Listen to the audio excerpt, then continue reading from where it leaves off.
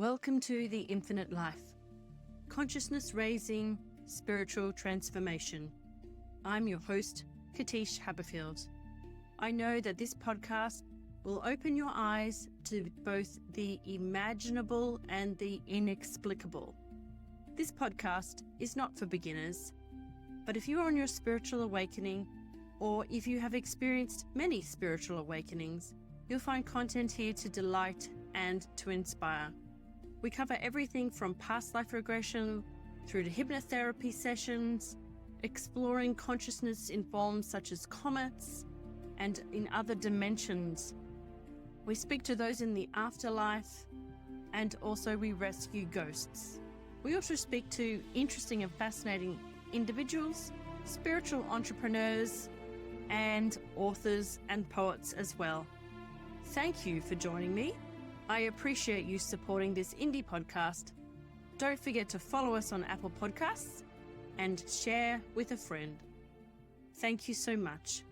Bless your heart. Bless your soul. Namaste.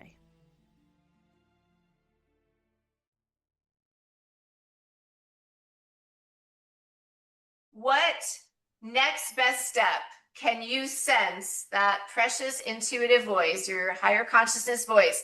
Where is it inviting you next? That is the path to your greatest financial abundance and security.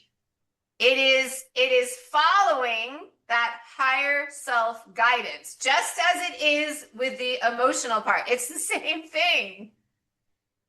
So it is our higher self that will lead us to our financial sovereignty.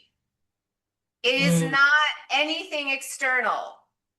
It's from within, just as all the emotional spiritual part is. It's the same thing. Our abundance comes from within. It comes from our highest alignment with our higher self.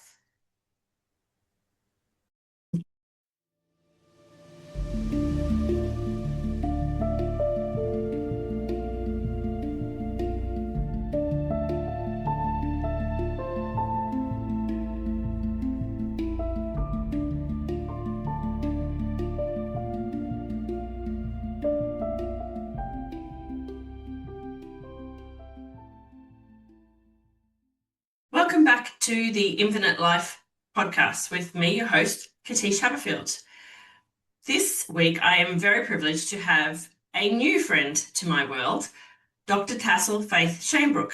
And before I welcome her, I'd just like to let you know a little bit about her. Dr. Tassel Faith Shanebrook is a leading world expert in helping individuals make uniquely transformative shifts in their lives. Her foundational method is assisting clients access and live from their own inner guidance.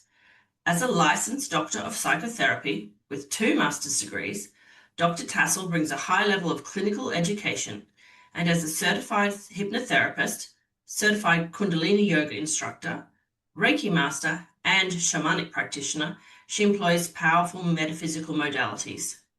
Dr. Tassel is the founder of Rebirth Hypnotherapy, author of Resurrection and the forthcoming The 10 Initiations, and a star of the movie Zero Limits.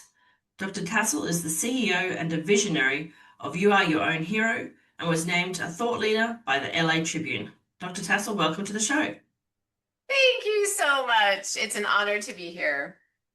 Thank you. Now, for people who are wondering the connection between Tassel and myself and why I was interested, is that through our long-term guest, Katie Carey, who's been on the podcast multiple times, she was in the movie Zero Limits, and you are also in the movie Zero Limits. And it's one of those movies which I think a lot of people will have, even if they haven't watched it, will have connections to it because people know Dr. Joe Vitale, who is the producer of the movie, and it's his vision. And we remember him from work way back and being on the Secret movie. So there's lots of different ways that you may have been connected with people around Dr. Tassel's world. And Dr. Tassel, tell me, how did your connection with the movie and the zero limits philosophy start? What brought you into that world? Yes. Several years ago, when I was going through a very challenging twin flame journey, I really realized I needed to embody more self-love. That was what my higher self was really calling me to do. So one of the activities I did around that is I organized a fairly large virtual self-love retreat. And I was able to attract some big names like Neil Donald Walsh, for instance. And through that, I came in contact with Dr. Joe Vitale through that virtual workshop. And I had him on my podcast. He had me on his podcast. We really have a really close connection. I've actually seen him as my father in another lifetime. And so it was through him I learned about his amazing movie, and we started filming it just about 2 years ago. Perfect. And obviously, immediately, I'm going to be curious and say, does he know that he was a past life father? Because that's my jam. I don't think I've ever mentioned that to him. I should. He would probably get a kick out of it. It's just one of those discussions that I have had with people on the podcast, because there's a lot of this podcast that is about past life regression. And obviously, as a certified hypnotherapist yourself, the mind just goes wherever it needs to go to access healing, whether that's in the current lifetime or another lifetime. So I'm always fascinated with the connections that we have with people from other lifetimes. For example, Katie Carey and I, and a lot of people who come on this podcast, have past lives together. So I always find that fascinating in terms of where we turn back up in each other's lives in different lifetimes to support each other, right? I love that. And this really feels like a big lifetime for all of us on the planet as we really herald in the new earth. So it seems like a lot of these connections are really coming together in this lifetime in particular to help all of us bring the light into the planet.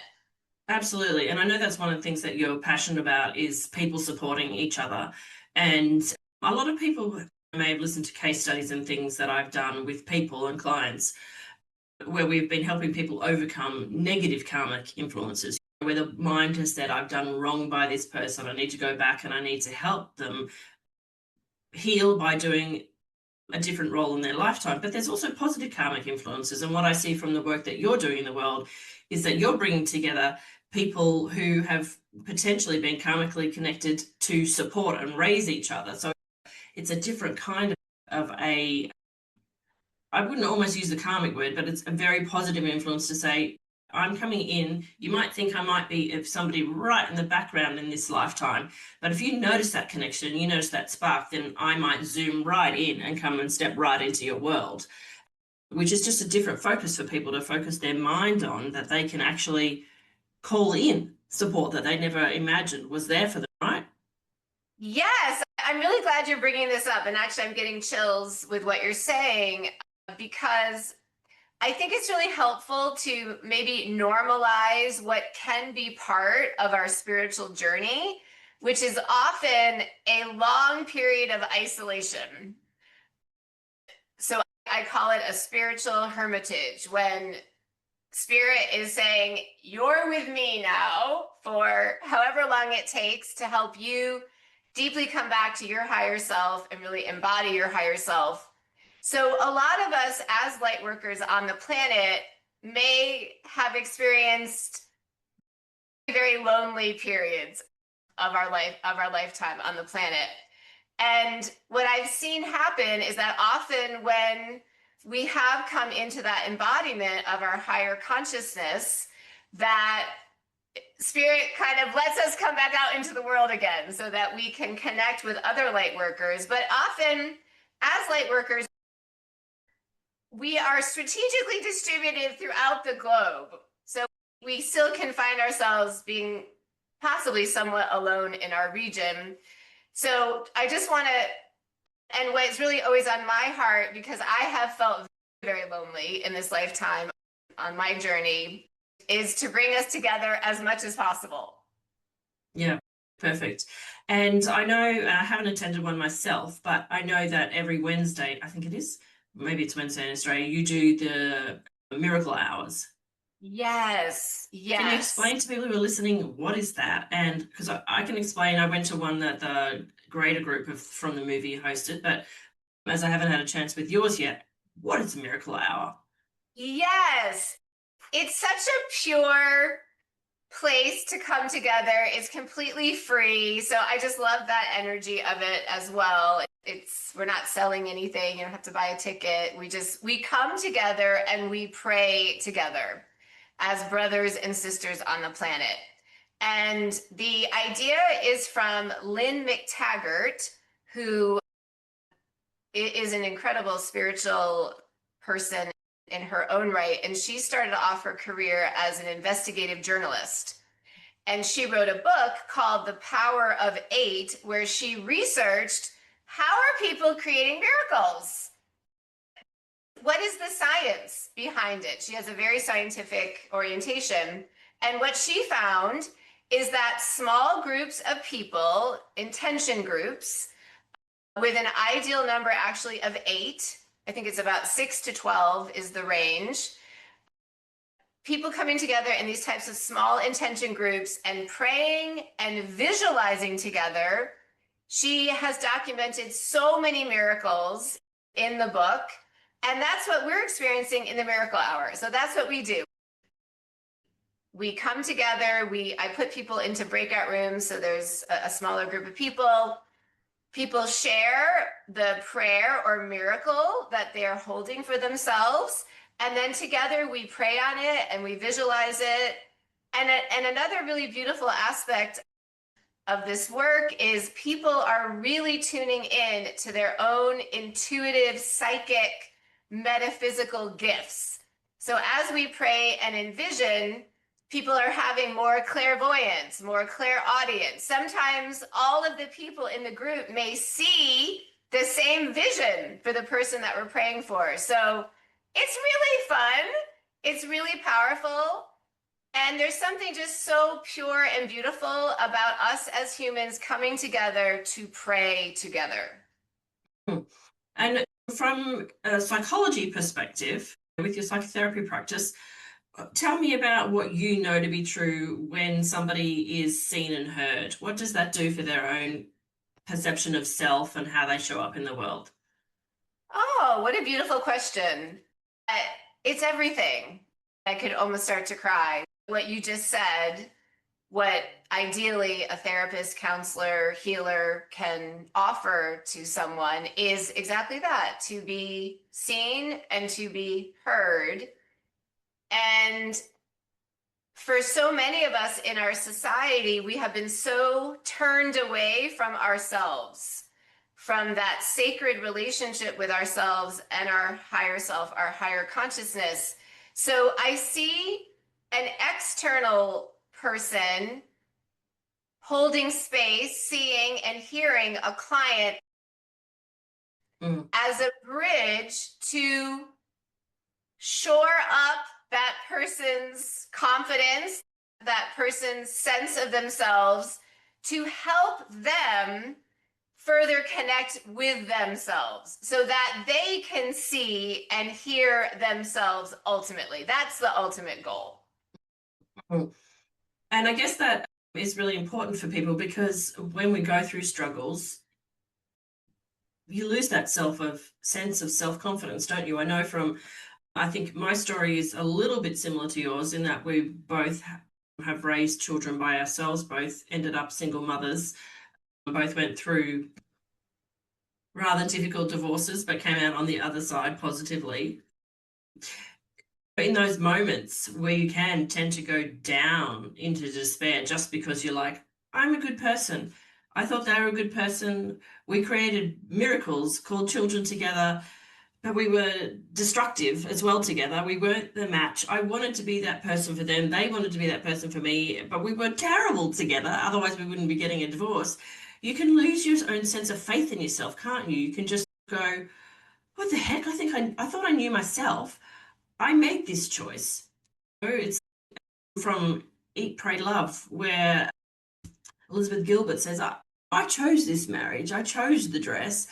I chose to be here, and now I don't want to be. And I thought I could trust my own sense of choices. And you get into that sense of, can I trust anything I ever do again? Do you know what I mean? Can you speak on how understanding how to come back to self-love and self-trust can help you get out of that? Yes, beautiful, beautiful question. So important. What I see from my own journey and working with clients is that usually by the time we're adults, we are deeply disconnected from ourselves and in this very unhealthy society that we are transforming. But so I know for me that there were so many warning signs on my journey with my now ex-husband about it, but I was not paying attention because I was so disconnected. I was very much up here in my thinking mind with the programmed agendas of my society, of my family. And as we go disconnected throughout our lives, we may find ourselves in a period of catastrophe. That's what I would call where I ended up. Sounds like you may have felt somewhat similar, maybe a different term, but that catastrophe can be a turning point. And what I've seen that spirit often does is, as I mentioned in the beginning, spirit starts to isolate us as we're moving through catastrophe, because the invitation is to go within, is to finally, after decades likely, come back to ourselves. And what's so challenging as we start to do that is often when we start to come back to ourselves and we start to be present internally, there's usually a closet full of unprocessed, painful emotions in our emotional body. And so I think this really prevents people sometimes from coming more fully back because it can be very painful at first. So one of the practices that I really help clients with, and something we do in all of the workshops, is a deep feelings practice where we go into the body, we go into the heart space, and just for a few minutes, we welcome in any of those deeper, more uncomfortable feelings that may not have made it up to the thinking mind, and we hold them in our heart. And as we know, when we are just present with that energy, with emotions, they move through us. We alchemize that energy, and there are so many gifts on the other side of feeling uncomfortable feelings. So I want to normalize that as well, that A, this journey can be very lonely at times. B, when you start coming back to yourself, start being present with yourself, it might feel enormously uncomfortable. But bit by bit, we can feel into that closet full of feelings. And over time, we will start to feel more peace, more spaciousness. And then the really interesting thing is, as we clear our unprocessed feelings from our emotional body, we literally create space for our higher self, that energy, to embody us a lot more. We hear our higher self a lot more. We feel our higher self a lot more because there's not all that clatter from all the emotions. Yes, and the emotions can just feel really heavy, can't they? Oh my goodness.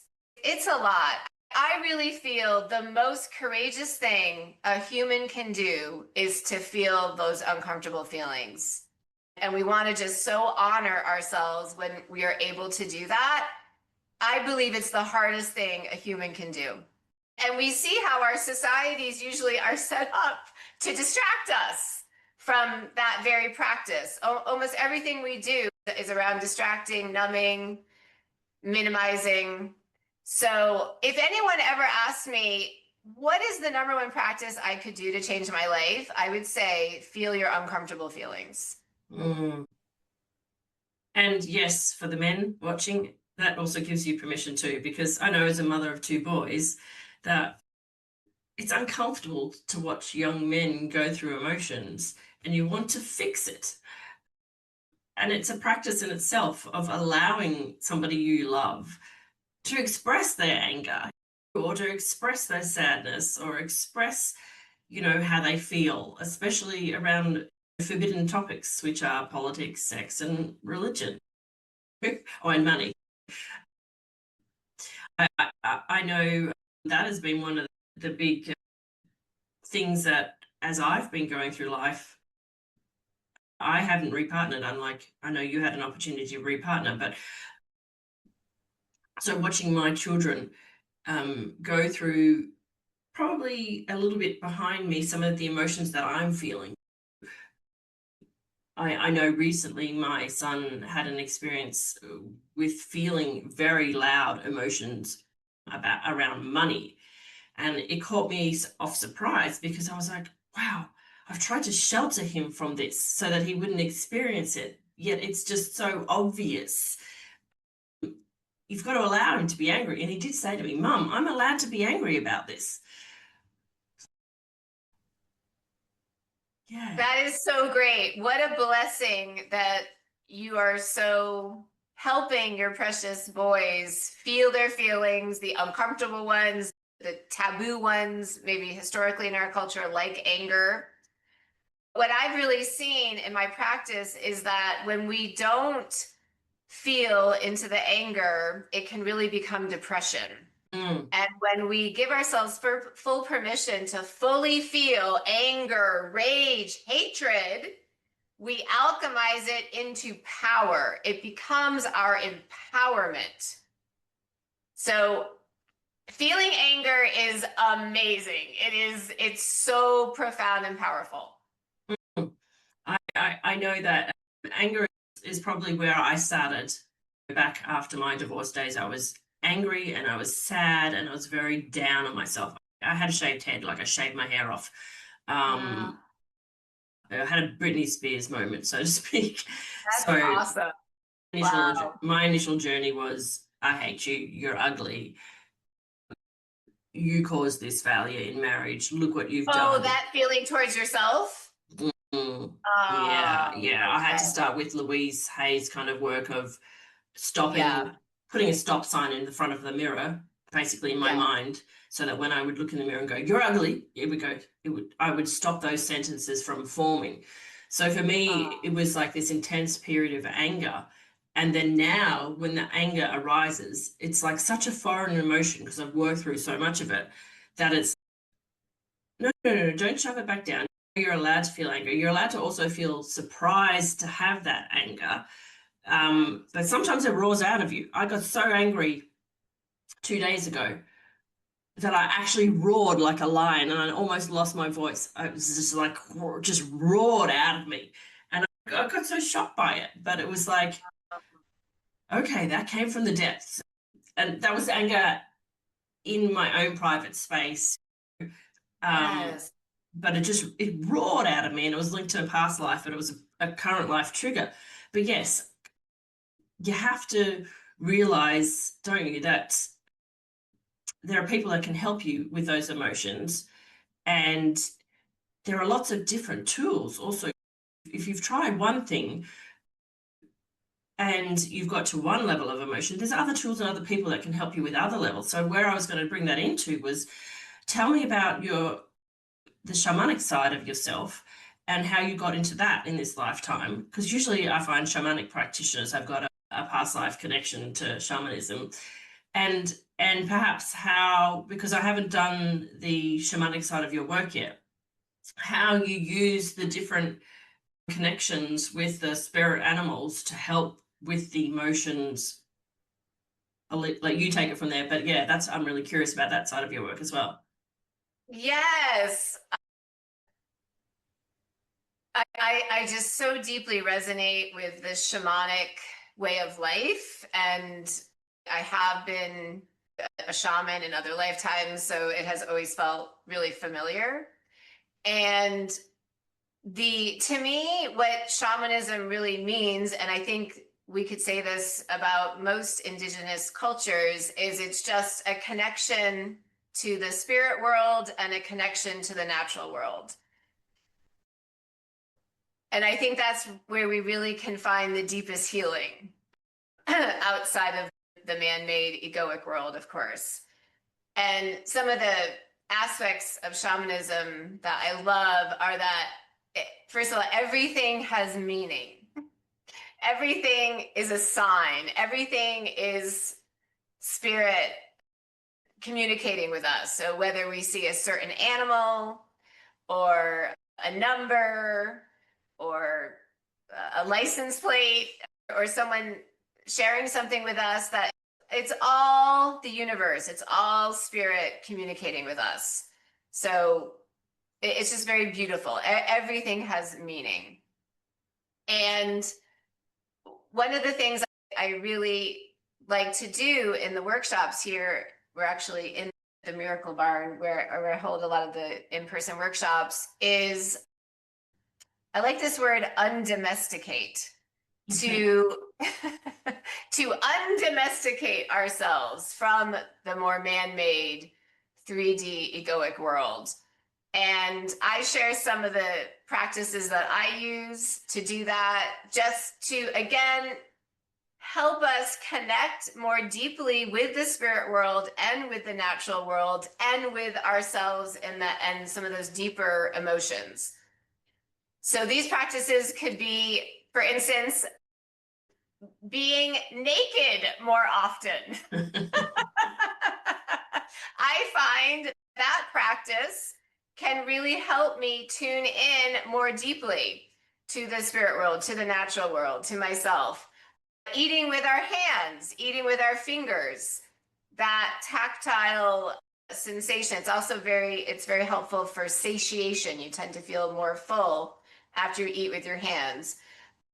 Communing with the elements, I have a salt water above ground pool in my yard. So being in salt water, being near fire, being out in the wind. So all of these elements, undomesticating ourselves, because we are nature. We are spirit. As we further connect, because that's who we really are. And then in terms of the feelings, specifically, what I always say to clients is that we don't need to look for the feelings. We don't need to necessarily go back and mine for feelings. What I always recommend is just honor whatever is arising in you. And we're just present with it. We don't need to fix it. We don't even necessarily need to name the feeling. We don't need to necessarily understand where exactly the feeling came from. It's all fine if we do, but our emotions just want us to be present with them, because there is so much valuable information in feeling the feelings. And it usually gives us a direction forward. So if we're feeling anger, maybe around a personal interaction with someone, on the other side of that, there's going to be a direction. It could be, I'm setting my boundaries. I'm not going to engage in that type of interaction any longer. It's all informational. It's all experiential. So our emotions are an amazing guide, an amazing tool for us. And the more we are in that natural state, connected to nature, connected to more the spirit world, I have found the easier it is for those feelings to come up and for us to just be present with them. I love this word presence, just presence with yourself. And then they move through you, and then the gift is on the other side. And are there any particular animals or elements that have been, for you personally, very interesting and powerful and in your own journey? For example, for me, my journey that I'm conscious of from my first spiritual interaction was a white wolf.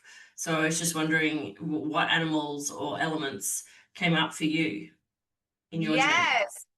When I do shamanic journeys, which I love to do, I try to do one at least once a week. And on my journeys, it's very common for me to see a serpent spirit animal and also an eagle spirit animal. And when I see the serpent, I always get a bit excited because I know for sure my thinking mind is not creating that, because I don't really like serpents or snakes. So that would not be an animal that I would invite in. So it gives it a little bit more credibility for me, because there's still a part of me that thinks, am I making all this up? And I don't believe that, but the thinking mind can come in with those thoughts. So for me, when I see a serpent in the beginning of a shamanic journey, I know there's going to be something in the journey around me letting go of something. A snake shedding its skin. And then the eagle as a spirit animal, when I see the eagle, to me, it means I'm going to see things from a larger perspective, from that eagle eye view. So those two animals have been very present in a lot of my journeys. Yeah, interesting. Yeah, the eagle was also part of my journey, but I don't see the eagle very often anymore. I see a lot of the snake. Oh, and you again, see the snake too? Oh, sorry, go ahead. Yeah, again, I can't make that up. You're like, there's no physical snake, but I can see that snake and it's coming pretty close. You got my attention now. Hello. Yes. What does the white wolf represent for you? The white wolf was very specific. I connected with him actually during Dances with Wolves, the movie. Like, that was just a standout moment. But the white wolf appeared in my house to start me on my ghost rescue mission. So he was the one that first came in and said to me, you've got to go find these soldiers who are still ghosts over on the Western Front.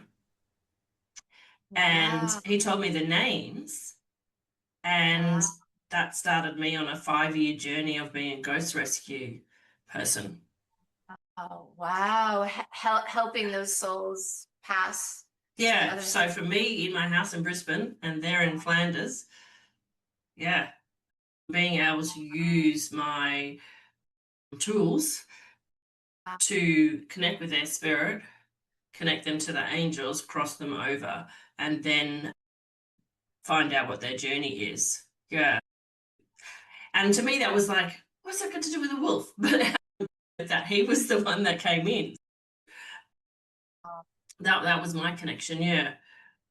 That's beautiful. When I see an eagle, for me, it reminds me to look at the higher perspective, because I often get bogged down in the minutiae of things. My life, I want to use the word struggle. It is a struggle, but it's not, is coming from a really logical, analytical background, a management consultant, university lecturer, really thinking-based person. I like to solve problems, right? I really like to solve problems. I see flowcharts, I see spreadsheets in my mind, I see bottlenecks. And for me, the challenge in this lifetime has to be to go, whoosh, step back, stop solving people's problems for them, allow them to be heard, allow them to do what they need to do, and use the metaphysical skills that you have,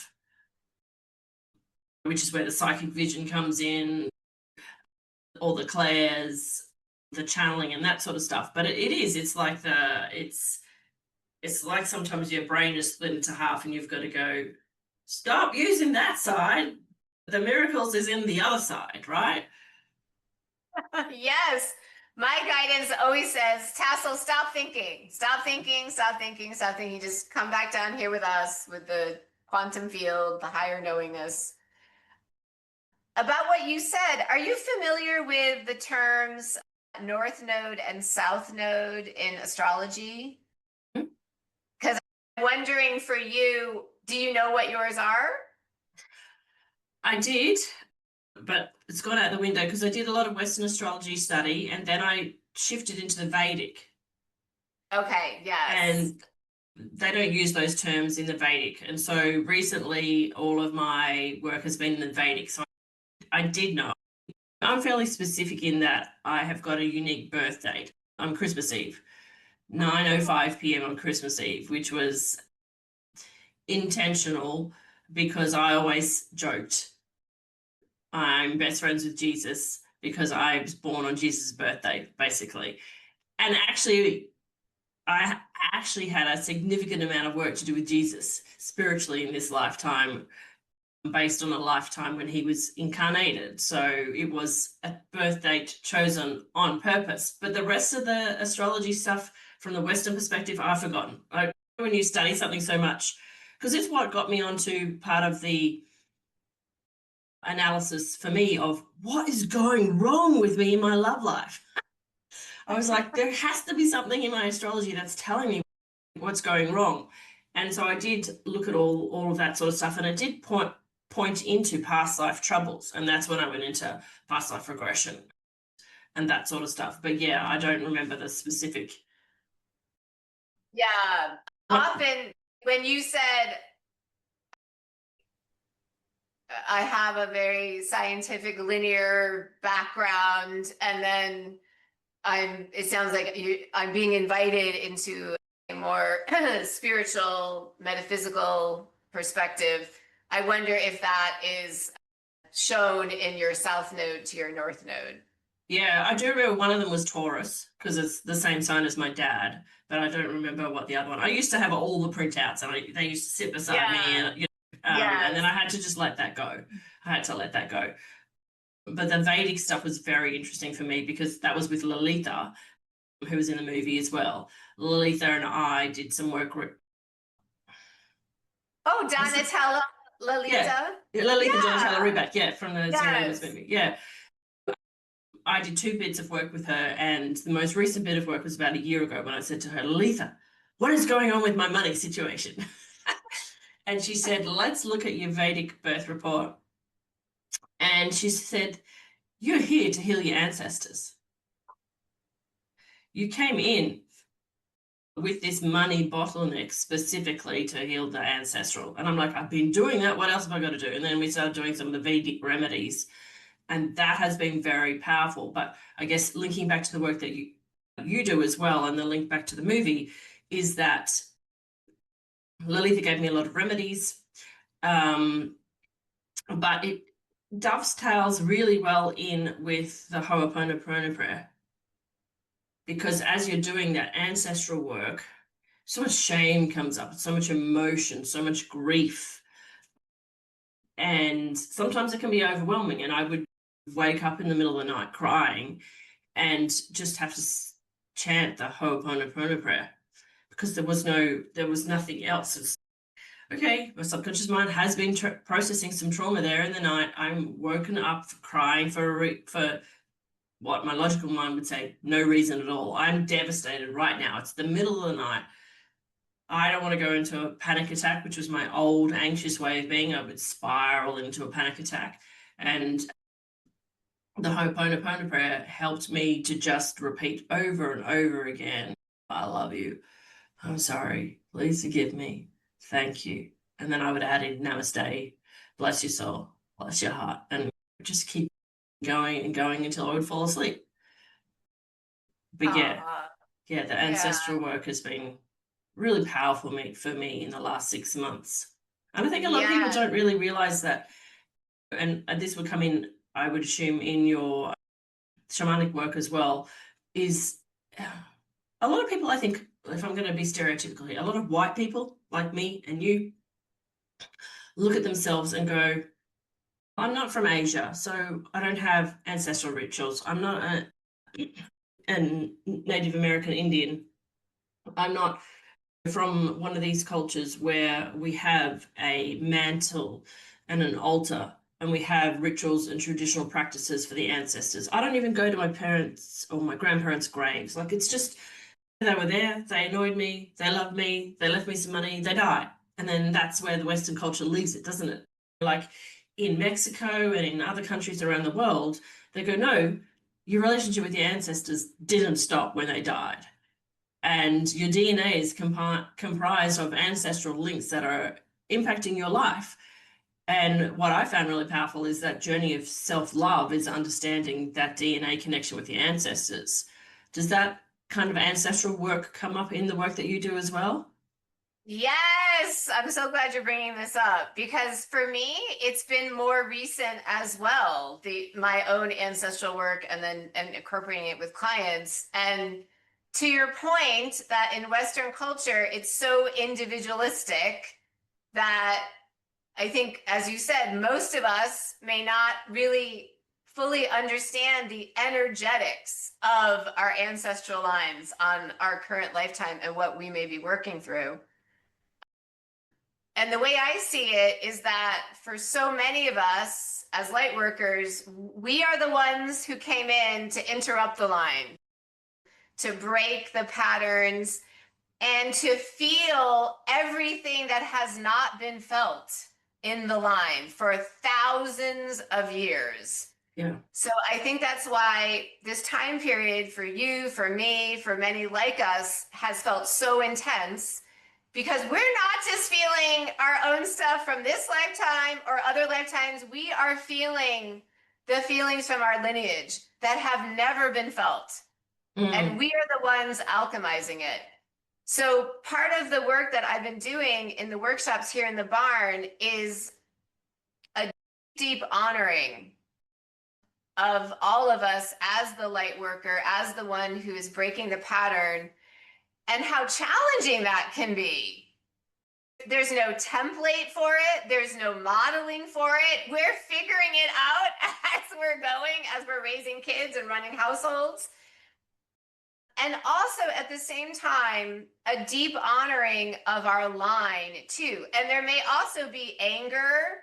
There might have been a lot of trauma from our line, from our parents, grandparents, other extended family members.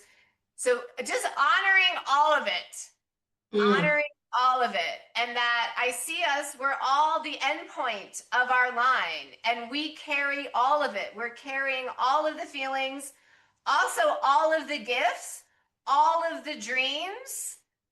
In one of my shamanic journeys, I had this vision. I was on a track, like a track and field track, and it was my maternal line on the track, and we were running a relay race. And it was my great, great, great, great grandmother at the beginning, and then she passed this white baton to her daughter. And at the end, my mother in this vision passed the white baton to me. I always cry when I say the story. And I'm the one in my line to cross the finish line. I'm the one in my line who is able to go after her dreams. It feels like I am the first one, as probably you might be, as many of us are. And there was a lot of trauma in my line. I still am working through anger towards my line. And at the same time, I honor my line. They stayed alive. I stand on their shoulders. I carry so much that's positive from them. So it's deep. It is really deep. Yeah, yeah. And I can hear it and see it in your voice and in your face.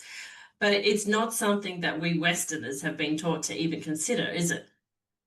No, I didn't even really consider it. I went to mainstream therapy as a client for years and years, which, as we know, is just very cognitive based, basically. It's about changing your thoughts. Nothing about, I spent 7 years in a PhD program in psychotherapy. Not one time did anyone mention a client's feelings, a client's intuitive voice, a client's dreams, much less our ancestors. Yeah. So we have been, I would say, severely misguided by the mainstream mental health system, as all of the mainstream systems in our society. And they all need to be released. And I believe we are here to bring in the higher consciousness systems.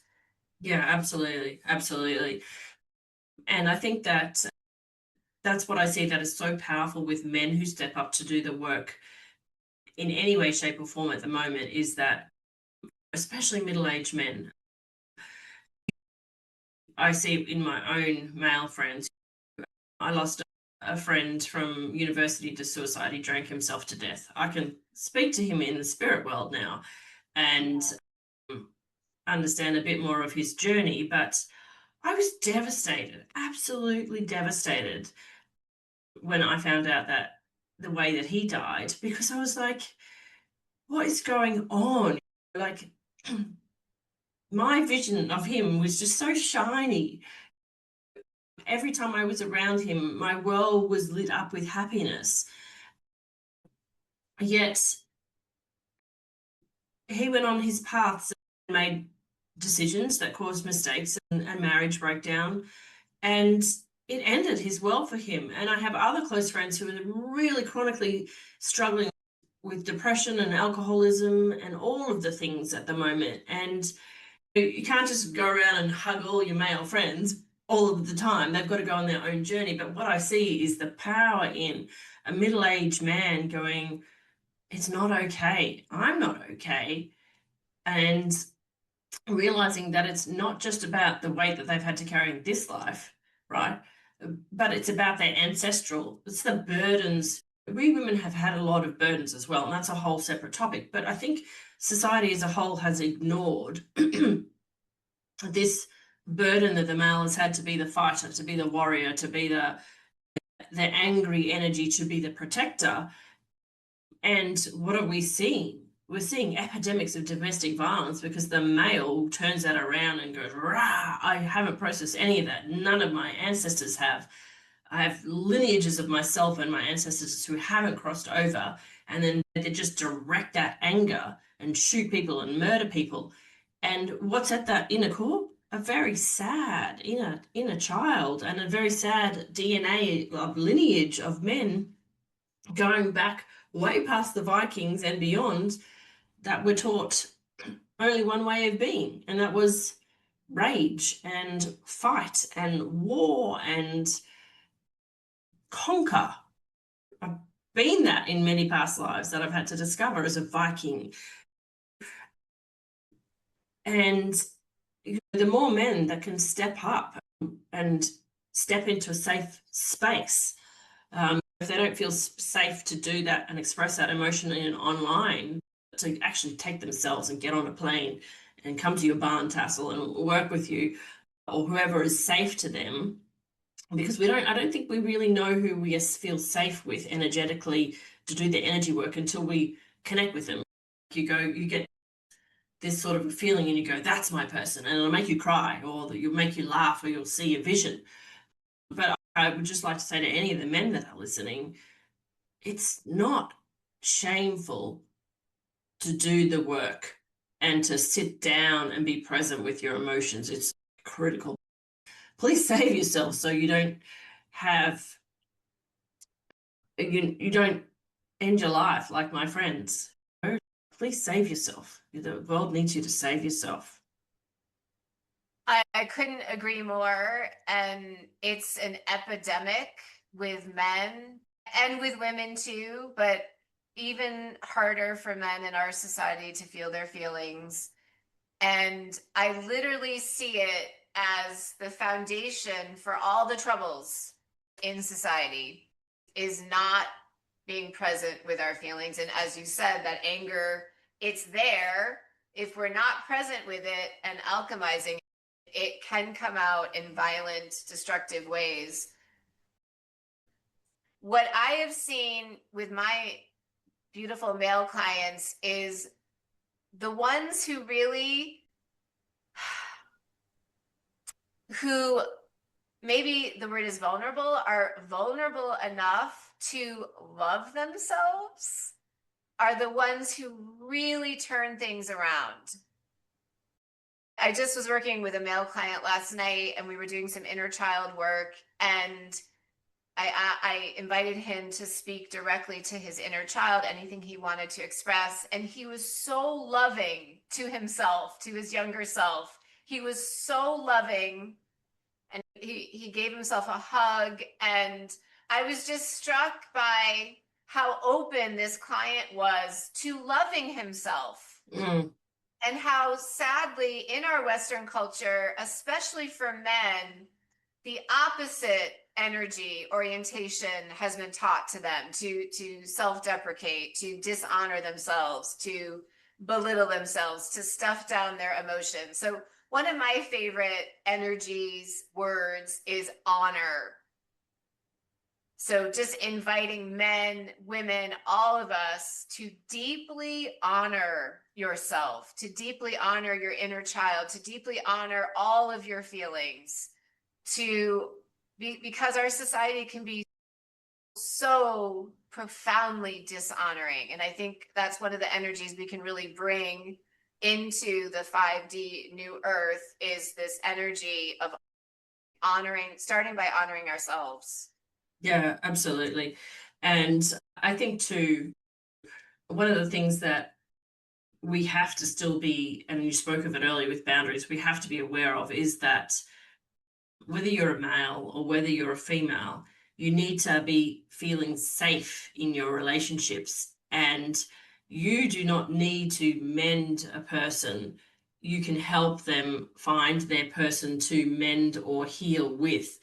But somebody's destructive behavior towards themselves does not give them the permission to do that towards you. And you need to be safe in that relationship, because you do find that in midlife, broken people look for somebody who is somewhat more healed with them to heal around or with, but they end up being that destructive element because they needed to go to a professional rather than find it in a romantic kind of a setting. There's a place for romance and healing, but if you've got serious work to do, you've got serious work to do privately and in the sanctity of a professional setting, right?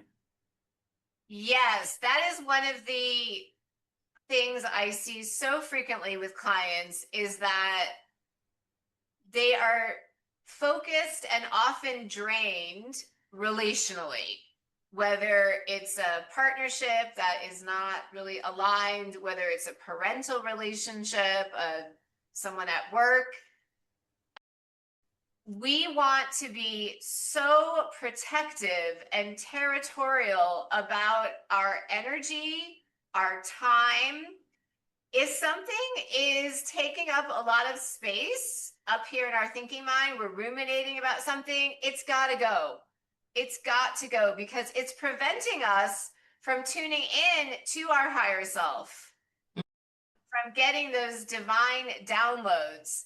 So we really want to simplify our lives as much as possible energetically.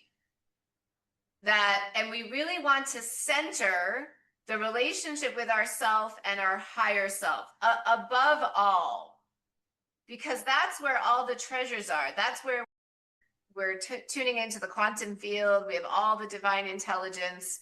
So we want to be very focused on what serves my inner harmony, what serves my inner peace, so I can be on my highest timeline, so I can listen to my higher self the most clearly.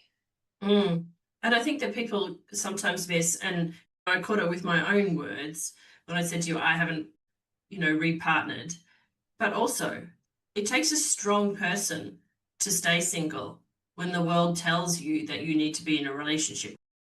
And so I guess also to remind people, if you go through a divorce or a significant relationship ends, there is no need to fix yourself by putting yourself in another relationship so you've got that box covered. As you said, with the boundaries, you have to make sure that anyone that comes into your world next is the right energy, right?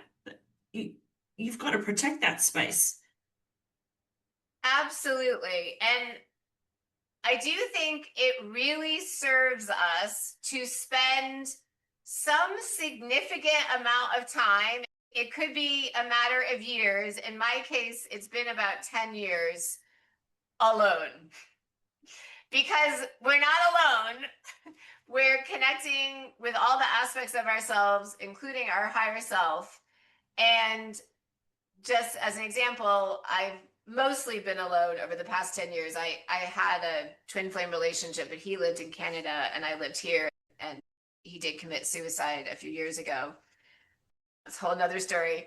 But what this 10 years has afforded me is a deep embodiment of my higher self.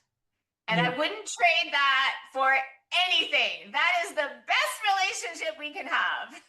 She's my person, and I am with her no matter what. And it's created so much wholeness and embodiment within me that human relationships are like optional. And not to put down human relationships, I love humans and I love human relationships, but it gets you to a point where you don't need them because you're so embodied with your higher self, and it becomes a superpower. So you will not be in any relationship that doesn't serve you because you don't have that need. There's no codependency.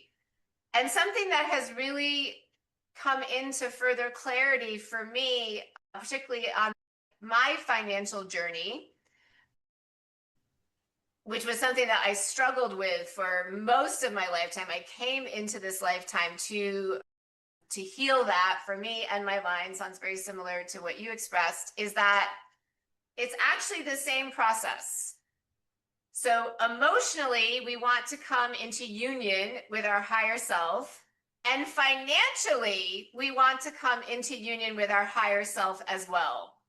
It's the same process, and usually the emotional process happens first, and then the financial process happens. And what I mean by that, the financial part, is where is your higher self leading you in terms of work? I'm just saying this to the audience. What next best step can you sense that precious intuitive voice, your higher consciousness voice, where is it inviting you next? That is the path to your greatest financial abundance and security. It is following that higher self guidance, just as it is with the emotional part. It's the same thing. So it is our higher self that will lead us to our financial sovereignty. It is not anything external. It's from within, just as all the emotional, spiritual part is. It's the same thing. Our abundance comes from within. It comes from our highest alignment with our higher self. Interesting. And that's interesting because what I was about to lead into was that for listeners, you can find in every episode of the podcast now a link to Dr. Tassel's work, because when I did the zero limits, I don't know if it was the masterclass, the first session that we did, and we did a visioning thing, right? And I closed my eyes and I saw an image which made me go, yep, I'm going to help Dr. Tassel achieve her goals and bring people to her, because it matched in, not exactly, but very similarly to an image that my mother said that she'd had of me since a small child. She said to me, when I don't know, I must have been about 8 or 10. She said, when I think of you, Katische, I see you in a convertible and you have either a headscarf on, like a 1950s, 40s, 30s headscarf, the top's down, or your hair's blowing in the wind and you're happy, but you're in a convertible. And when I closed my eyes in that visioning session with you, you were driving the convertible and I was in the passenger seat and my hair was blowing in the wind. And we were going off to your next movie premiere. Oh, I love it. And I was like, that is so interesting, because it wasn't about anything else other than an image of fun, right? It was fun, it was connection, it was friendship, it was somebody else's vision. I wasn't at the driver's seat. I noticed it straight away. It was not me driving. I was the support person or the support mechanism. It was like, yeah, it was just one of those things that I was like, that's it. Because wow. when you see it in your psychic eye, you're like, that you can't make it up. You're like, okay, I've seen that now. I don't understand it. I've seen it. I felt it. It and it replaces. It's like a healing image as well, because in past lives I have seen myself in a convertible many times, but they have been associated with trauma. So a car accident. I've always been searching to find where the convertible went off the edge of the hill. Like at one stage I thought, oh, maybe I was, and you're gonna laugh at this, maybe I was Princess Grace of Monaco, because it was like that sort of an image, or the figure of who I look like, the convertible that she went over in, and it's not her. I've done that past life, but do you know what I mean? I got that really strong image, and I found a positive lifetime where I had many convertibles, same sort of celebrity sort of a style of a lifetime, and they balance this out. But what I got from that image from that session with you was they were the past balancing out, where there was trauma and positive, right? This was a future. That was me. That was not tangled with the past lives. So yeah, you have to trust that vision, don't you? You have to go, I don't understand it, but I got that feeling and I'm going to follow it. Yes, yes. I always say, how does it feel in your body? Whatever you're moving through, if you have a vision, if you're making a decision, don't resort to the thinking mind, but just, does it feel aligned in my body? Does it feel right in my body? Let the body lead. Yeah, absolutely. Excuse me, you have to. We've been talking for an hour now, and I could speak to you forever, but I have to honor the fact that I need to get up and make sandwiches for my son's school lunch. So Yeah. can you just round out to let people understand the different opportunities that you've got that go from that link that I've got on my website? So there's a whole bunch of stuff that they can work with you on. Yeah, and the link you have is the one to the virtual workshop, or is it to the whole website? I think I've got the virtual workshop at the moment, but yeah, I can put it on the whole. Okay. Yes. So a really great way to start in this work, in the zero limits mindset and tuning into our higher consciousness so we can be connected to the quantum field and the greatest divine intelligence, is to do a workshop with us. And we have, the next one is going to be Friday, December 5th. It's in the evening Central Time here in America, which I believe will be the next morning for anyone tuning in from the Australian, New Zealand area. So that is a great starting point. And on our website, it's called youareyourownhero.com. There are many events, there are many courses. Please come over and just say hello. We just love to bring people together. I love meeting new people, and I really believe that all of us are brothers and sisters walking each other home. We're all on the same journey, and we all can love and support each other along the way. Perfect. So yeah, that's in, the link is down. If you go to the episode notes, so the text underneath where you press the play button, there is a link to Dr. Tassel's work there, so you can go and explore that. Thank you so much for joining me today. I really appreciate your time, and I can't wait to looking forward. Oh, I'm going to just delete that whole bit. So you see all the negative stuff just comes out, doesn't it? I can't wait to meet you in person and look forward to hearing the wonderful experiences that the listeners have with your sessions. So thank you very much. Thank you so much, Katische. You're such a being of light. Thank you for being on the planet and all of your beautiful work. Thank you. You too.